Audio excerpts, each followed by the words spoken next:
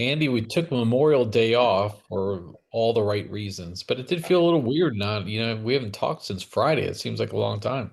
It does. There's a gap in my life, Dave. We haven't spoken for a couple of days. Everything just seems a little bit off. So I'm hoping that, you help realign everything and put things back in order for me today. So thank you. Thank you for this opportunity on this May 28th. We are racing through this first half of the year. I mean, it's going fast.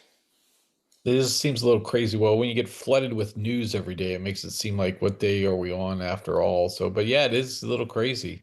Yeah. Um, Yeah. so we did our Memorial Day rucking on Monday, Andy. We did. How was yours? Mine was good. My great anxiety was the potential emergency bathroom stop, which in fact, Dave, happened right around 3.5 miles. My wife was with me for the first half of the ruck, and the desperate need to use the bathroom came upon me. Fortunately, made it, managed it, all clear. Later, as I was walking alone, however, as you might know, sometimes when you're walking, your bag slowly can unzip, So like I was moving along and I feel something hit my arm while I'm going, and I look down and my bag had unzipped. I'm on a trail. There's people, walking, and the toilet paper roll that I had for an emergency like had fallen out of my bag onto the trail, unraveled. So there I am, like taking off my ruck, picking up my toilet paper roll. Not the coolest moment of my Memorial Day march, but it was good, Dave. Got a good little bit over 8 miles in. Haven't been out there rucking in a while. Enjoyed it. It was a beautiful day. We were really fortunate to have that beautiful weather. It's just disgusting right now. So mine was good, but you were out there early moving. Yeah, so like I had a like so I almost had it till board, but the on Thursday, yeah, I was working at home. I was coming down the stairs and I stepped on one of my dog's toys or chew toys. And it wasn't like a soft toy. It was like Yeah, a one of these like rawhide bone things, yeah. and it pierced the bottom of my foot, not like on the heel or like a toe, like in the dead center of my Oh, foot. oh, And so I had this big hole in my foot, and it was very painful to walk on, but I took care of it. I gave it good first aid, put some bandage, Neosporin on it, and nice. it still hurts, but I was able to get in 6 miles of a walk on Monday. I like to go early, like to get it in, because Yeah, then we went to a Memorial Day service at 10 o'clock at our local in a local town here. They do a really nice job. It's a short service, but they have like the council members there, and just the town gets together. It's really nice. So I had a good yeah. Memorial Day though. So. No, that is nice. Yeah, that's commendable to continue on with that's like the classic dad moment, right? It's like you step on the Lego block or whatever it Yep. is, and you're trying to like not scream out curse words as you're holding it all in. That's a commendable effort. So good on you, Dave, to go out there wounded out there humping on a Memorial Day as we reflect on, those that have given all and enjoy the day. Um, Dave, so tell me, you said this on our closing. So I don't want to jump into things, but you ended our pod and you said Happy Memorial Day, I'll come right back to that because I'm fully on board with that. And I seen some things and I saw some people like people always sort of tiptoe around like, what do I say for Memorial Day? And I saw that like doing the Warrior Project had put out, don't say Happy Memorial Day, so you can like have a memorable, Memorial Day, something like that. I'll tell you, I strongly disagree with that, Dave, because I think it is Happy Memorial Day, right? We pause and reflect and honor all those who have given all in service to this nation, and that is a somber moment. That's something to do respectfully, with a heavy heart and appreciation, gratitude for those lost lives. But they fell in service so we could enjoy our days and our time and our long weekends and the coming of summer, right? That's a part of it. That's part of why we serve. So America can do all the things America loves to do. So I think it is meant to be a happy Memorial Day. You are to celebrate that day and celebrate our freedoms and the gifts we have and the blessings we have, the lives we have, the opportunity to go to the beach or go to the pool or walk around your neighborhood or whatever it is. It's like I disagree with the Winter Warrior Project, and for those that are listening, like I don't think there's anything wrong with saying Happy Memorial Day. I say it. I think it's the right thing to say. You closed our pod with it. I think it's respectful and celebrates the way the day's supposed to be. I 100% agree. I mean, I actually saw an article that was lambasting the president on his Memorial Day comments. We'll talk about that in a minute. But that they closed it with criticism because he said Happy Memorial Day. And I was like, look, now that's just like Yeah, now that's just you're weakening your argument here. You're picking at something like that. yeah, And I was like, because the rest of the argument was pretty good, but like, come on, like I agree. Like again, when we're so focused on like Happy Memorial Day or like that's the type of stuff where the country just nobody wins in that situation. What you're going to stand up and say, no, you should remember. Well, yeah, actually, did you put on the uniform? Did you go serve? Did you yeah, fall with, we can get into that tit for tat and it's just not appropriate. Happy Memorial Day or however you want to say it, fucking who cares? yeah, yeah. Like Save your criticize. righteous indignation for another time, amigo. You know what I mean? Yeah, Like, exactly. So, all right, Andy, let's roll into that all right, because President Trump on Monday did have some, did what normal presidents do, and I remember Andy after I got commissioned that first year, yeah, or after I got commissioned in '97. I think it was a bunch of us went down to Arlington to watch the laying of the wreath that's right. and I felt very proud of doing that. And that's a tradition. The president goes and lays a wreath, and then he has a speech, and so on. And most times it's a very, remember the fallen. This is an important day and stuff.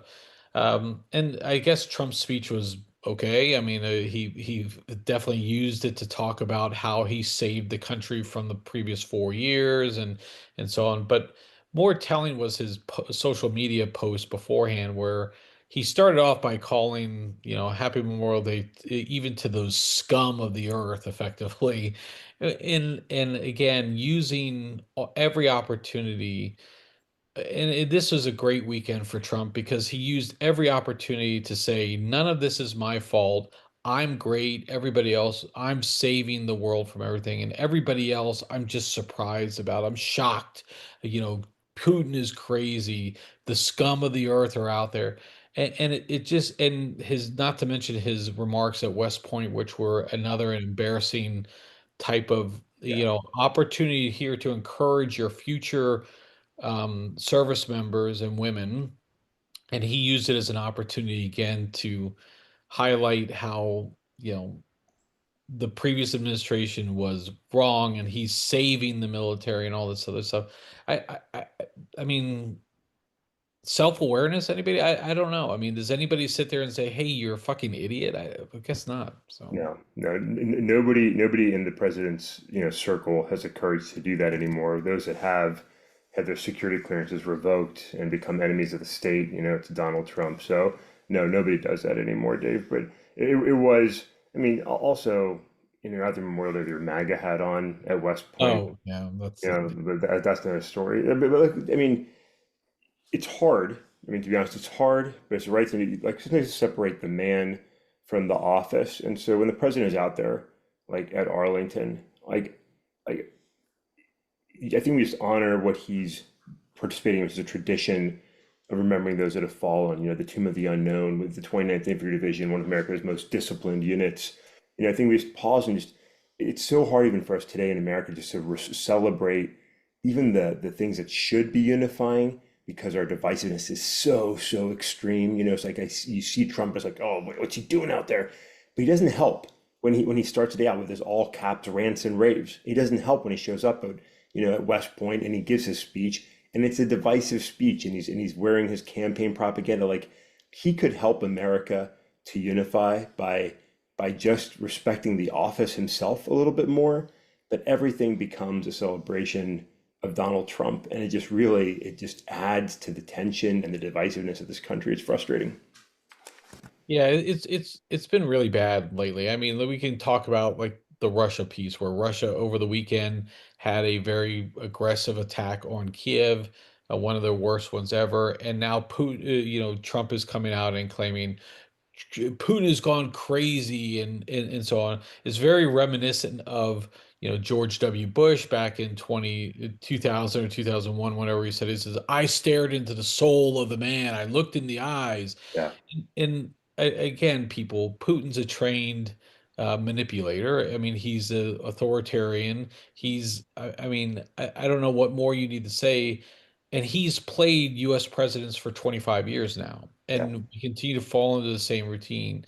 And I think it's, one of those things where, um, now he's claiming this is Biden's war and this is everybody else's war. I'm only trying to help bring peace.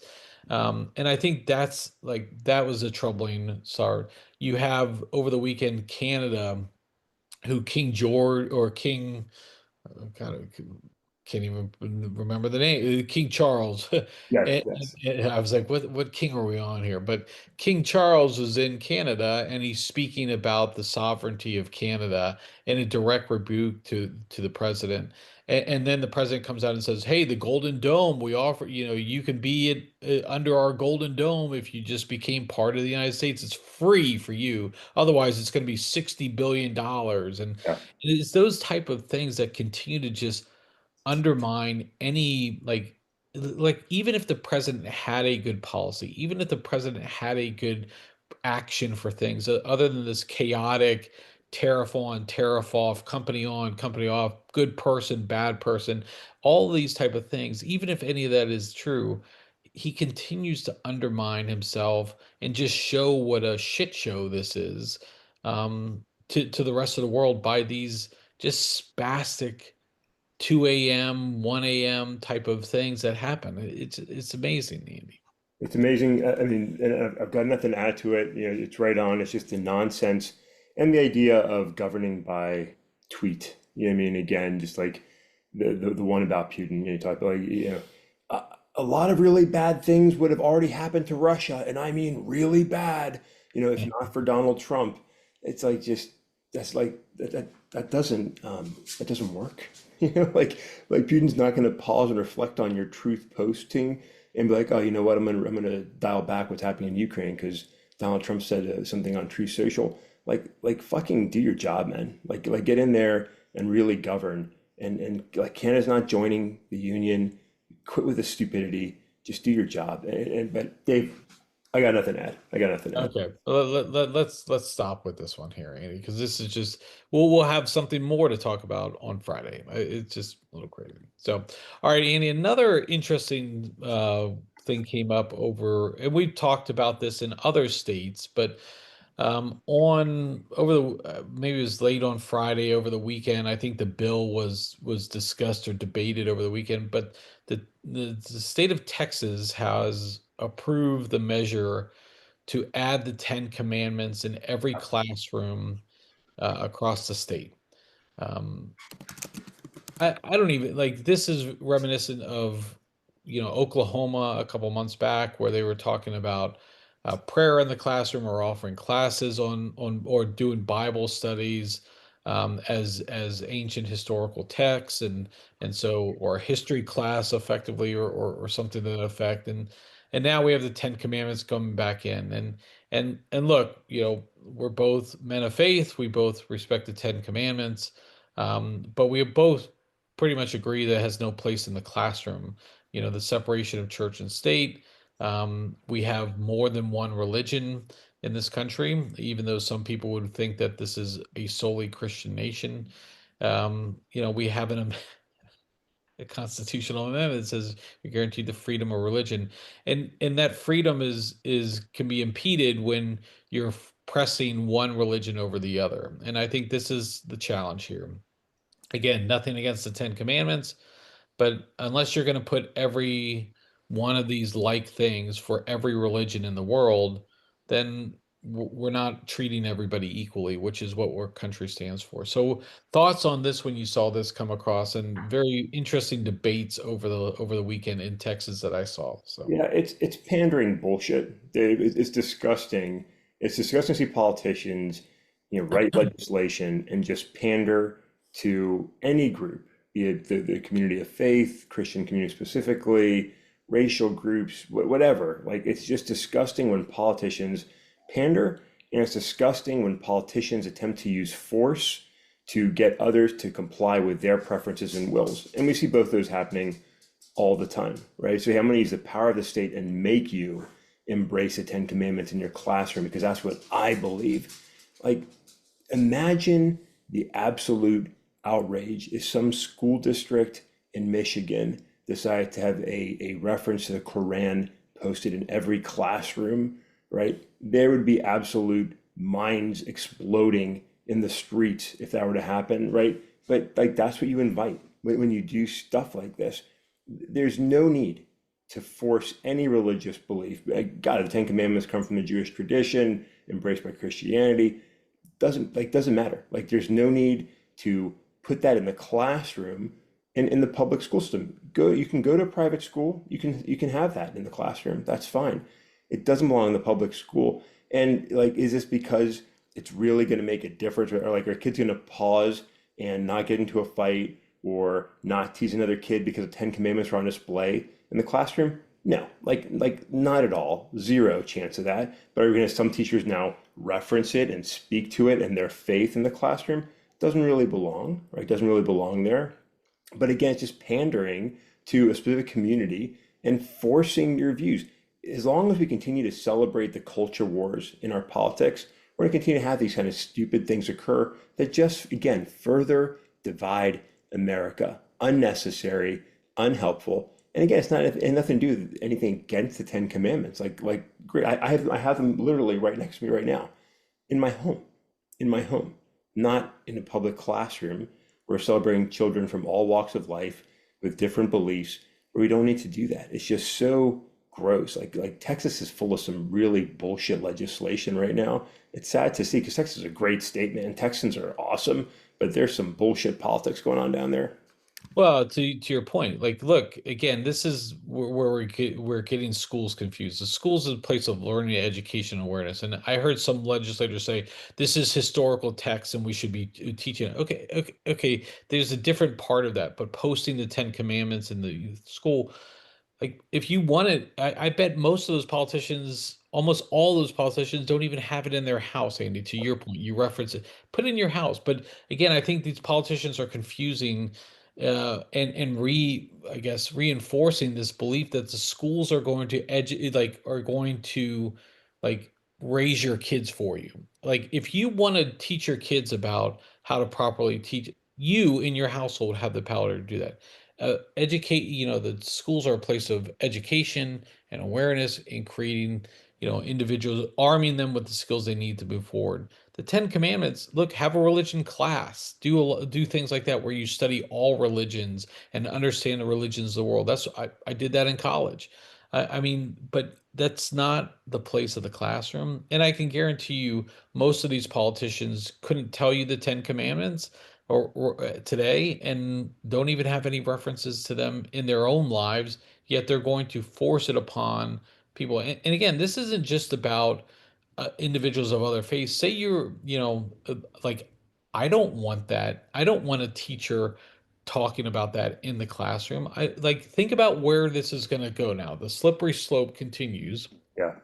because now you have faith-based discussions in the classroom. How are you going to handle that? What happens if an individual doesn't want to talk about, and like I would feel the same way about other religions. Like I don't particularly care to want to do that. I have my beliefs and I want to worship those. Like I don't want to hear about all these other things. And now you're forcing it upon kids in the classroom. I just think it's a bad form. So Yeah. No, it is. And Dave, you made the point that, it's this many of these same politicians are the first to scream our schools are trying to indoctrinate our kids yeah. about whatever belief or ideology, right? Oh, trans ideology, they're making all of our kids gay and trans, or whatever it is. Liberal ideology, they're making them all into, weak liberals. Okay, but you're gonna go and try and force your religious beliefs into the classroom, like come the fuck on, hypocrite. Like let's go back to the Bible and think about those great verses as Jesus stands there and says, hypocrites, right? You brood of vipers, right? That's exactly what we're seeing in Washington, D.C. and in state houses across the country. We see this kind of hypocritical, nonsensical bullshit. So great job, Texas. Great job. Yeah, I mean it's great when you can make the kids again your political weapons or whatever, Yeah. weaponizing this stuff. It's so fun. Okay, Andy, let's go to the last segment. We talked a little bit about what we did Memorial Day and remembering the lives of those. What else did you happen to do on the weekend, Andy? There's a lot of great movies out there. I'll talk about one that I saw, Yeah. but I think you went to the theaters as well. It was a double shot for us this weekend. First on Friday night, that's typically our like let's decompress and stay home night, and we did exactly that. And my wife was wanted to watch a movie, didn't feel like finding a movie. That becomes a whole effort of its own. It's like find what you want to watch. So I was like, hey, you've never seen A Few Good Men.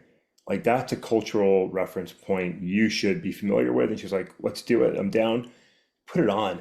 Dave, I forgot like who was in that movie. I mean, it is a loaded cast, right? I mean, you've got Demi Moore, you've got Kevin Bacon, you've got Kiefer Sutherland, along with Tom Cruise and Jack Nicholson in just outstanding performances, and others as well, other fine performances as well. Cuba Gooding Jr. popped in. And I was like, Cuba's in this movie? Like I didn't remember that at all. Like it was great. But man, what a powerful movie. It was awesome. So that was the warm up Friday night. Great movie. Really enjoyed it. 1992. I was like, holy cow, man! I was in high school. That's crazy. But great movie. But then Saturday, went out, had a great dinner. Great dinner, by the way. A little crab place here in Northern Virginia was very enjoyable. But then went and saw Thunderbolts. And Dave, it did not disappoint. It was fun. It was entertaining. It was action packed. It was silly. It was like the recent Captain America movie. You could watch it and appreciate the individual backstories of all these characters, and you could appreciate where the movie is pointing towards, but at the same time, entirely stood on its own. Entirely stood on its own. So it was a strong recommend if you enjoy superheroes and Marvel. This brings in a lot of fun, good movie, good couple hours, and I've got to tell you, my favorite part though was in the previews, watching the trailers and seeing the Silver Surfer on the screen in the Fantastic Four preview. I am so excited for that. I cannot wait to go see that movie. But this was a lot of fun. Thunderbolts, it's a win. Good job, Marvel. Yeah, very, very good. The Few Good Men, I think it's underappreciated how good the dialogue So is in good. that movie. Yeah, All those scenes are so good. The breakfast scene on Gitmo was amazing. You know, you have to ask me nicely. I want you to stay in there, and they use language that probably may not be appropriate today, but like I want you to stand there in that faggoty white uniform yeah, and extend me some fucking courtesy. And then, of course, the courtroom scenes and all that other stuff. So many good things on it. Kevin Bacon's in that movie too. So kudos to you for bringing Mrs. Jabor into that. And good to hear about Thunderbolts. It continues to do well at the box office and revitalizing Marvel here. I went and saw Lilo and Stitch, Andy, and I was a little bit, I love the cartoon. There was a TV show too. My daughter really likes this too. So we went and watched the live action one. I was a little bit on edge. I'm not so sure how I feel about these live action ones, especially when CGI is a big part of it. yeah. Does it really feel, Andy? It was really good, and now they tweak it a little bit because it's not note for note, but it was really good, and I think the acting was really well done. I had a good time. We left and look, got a little emotional. I'm not gonna lie because it's one thing on a cartoon. Sometimes you get emotional with cartoons, but they don't really get the depth into it a whole lot. Yeah. In this movie, it was a lot more depth to it, and I gotta say, it was a little emotional for me. So, So, um, well, I'm glad you saw. But let's stay on that point for a second, Dave, because this happened to me. I want to say about 5 years ago, plus or minus a couple of years, where my ability to withhold involuntary watering of the eyes decreased. Like, I don't know why. I don't know what happened. I'll be watching fucking anime with my kids. I'll be watching some whatever movie, And like I'm sitting there, I'm like what the fuck is happening right now? What are my eyes doing right now? What is this What salty stuff coming down? yeah, what is this? What is this liquid oozing out of my face right now? Am I dying? What is that? Like I used to never have that experience, and then something happened. I'm gonna blame it on cancer. Fucking cancer did this to me. I don't know what it was, but something happened where I get much more reactionary to things completely against my what I've told my wife. I'm like, there are times where I'm sitting there watching a movie and like I'm starting to get like worked up about it, and I don't know why that is happening. She kind of laughs at me for it, but it drives me crazy, and it happens like I'm man enough to admit this, America. I'm confident of my masculinity, MAGA world, to admit that I cry during movies at times. Like, and it happens, Dave, against my will, uncontrollably. Pisses me off every time because I'm like, what the fuck is happening to my face right now? So I'm glad that Lilo and Stitch pulled at your heartstrings a little and allowed you to be a sensitive, empathetic man and have that moment with your daughter. We shouldn't be embarrassed about that kind of thing. No, But fuck no. it all. Like stop doing it, face. I think it's our maturity, Andy, as we mature and as we grow older. Like I think we can relate more to those different experiences. I think as a kid, like we look at it from one perspective and it's Yeah. growing up, and then now as adults we can see that and we're like, oh, interesting. And I think it's a somewhat appreciation to getting to spend time with your loved ones on these things. So it does bring it together. So yeah, I definitely had no problem doing it. So I was getting a little Good. emotional. So Good. then we had my daughter's graduation, of course, too. We went out on the lake. We went out on a nearby lake. Took a boat, did some kind of tubing with my daughter, and so Nice. that was fun. The graduation, I think, is just overrated. I mean, it's just one of these things you just got to suffer through. The speeches were awful. Though the valedictorian did have a really good speech. You know what I hate is like these are the best years of our lives. You're fucking 18. Yeah. Like this is not the best years of your life. You got a whole lot. But the valedictorian actually took the opposite approach, and she did. I before she got on, I whispered to my wife. I was like, I wish somebody would have a real like, hey, we have so many more challenges ahead of us. We should Yeah. reflect fondly on this, but know that like we've got a whole life to live and embrace those moments. And she did almost exactly that. I thought she did a really good job. But again, graduation was kind of just you got to get through it. We had a really nice dinner though near our house. It was a little rooftop thing. You could see a lot of the surrounding area. Really nice dinner. So Nice. fun weekend all around, Andy, and we capped it off on Memorial Day. So that was nice. Well, So I'm glad you guys enjoy that. Congratulations again to you and your family, and your daughter. You know, a lot of kids graduating high school this last week. And look, when you say these are the best years of our lives as a high school student, it's like, yeah, in relation to middle school, which absolutely sucks for everybody.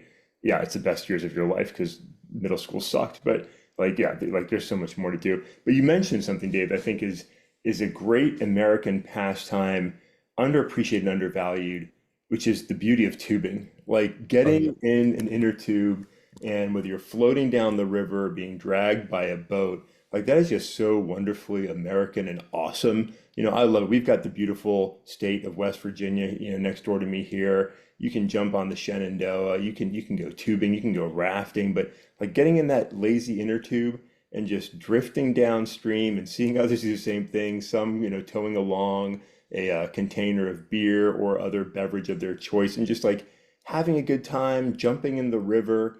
Like, man, that is quintessential American good time right there. So I'm glad you guys got a chance to have some fun and celebrate your daughter.